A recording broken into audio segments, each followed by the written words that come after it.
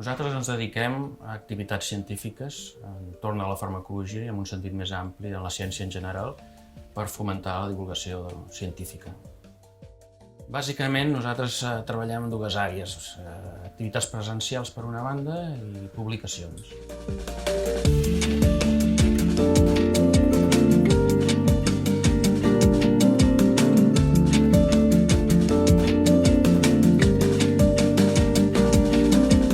Les universitats fan una formació molt específica, però hi ha una sèrie d'habilitats transversals que a vegades no es cobreixen. Nosaltres intentem identificar aquestes habilitats transversals i posar cursos en marxa.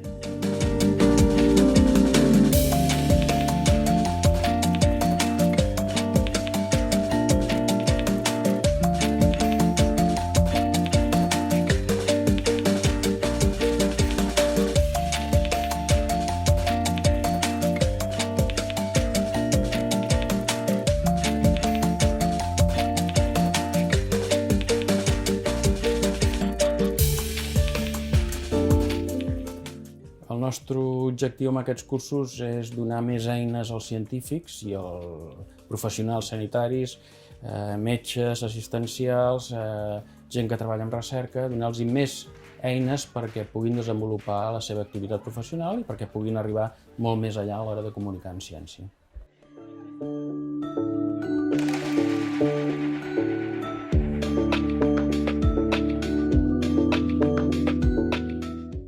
De publicacions li donem una importància molt rellevant i ens projecta la Fundació molt més amb un públic molt més ampli.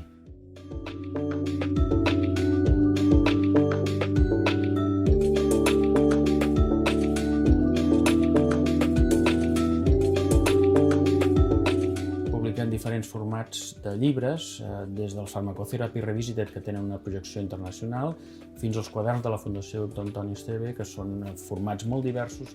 Per exemple, hem publicat una sèrie sobre medicina i les sèries de televisió. I últimament també estem treballant publicacions de divulgació, com pot ser divulgació de la ciència amb escolars, amb nens, joves, o les dones i la ciència, per exemple.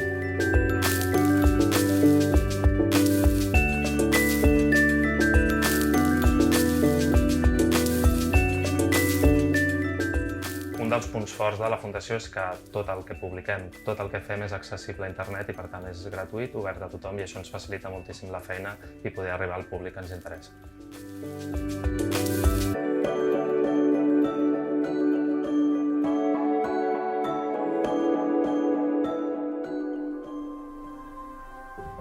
La projecció de les activitats de la Fundació Esteve queden repartides amb un 33% entre activitats en l'entorn nostre, a l'entorn espanyol o a l'entorn internacional.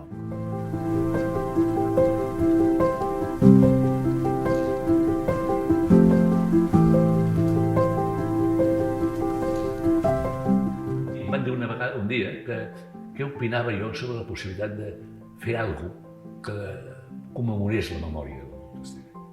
Aleshores jo els vaig proposar, per què no, crear una fundació? Però hauria de ser una fundació que es digués Fundació Dr. Antoni Esteve i hauria d'estar desvinculada totalment del laboratori.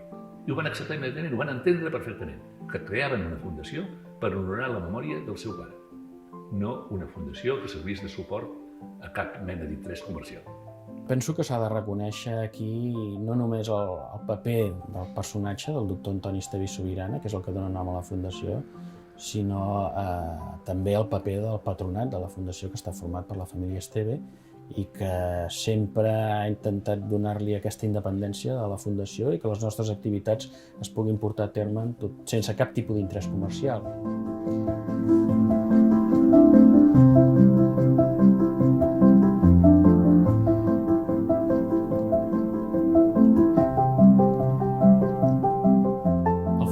Fundació jo penso que ha d'anar molt lligat a omplir aquests forats del coneixement que no es poden proporcionar en altres àrees i que nosaltres contribuïm a facilitar aquestes eines, a facilitar aquesta formació que no tenen lloc en altres àmbits. I aquest és el futur de la Fundació, amb més activitats més propostes i més internacionalització també.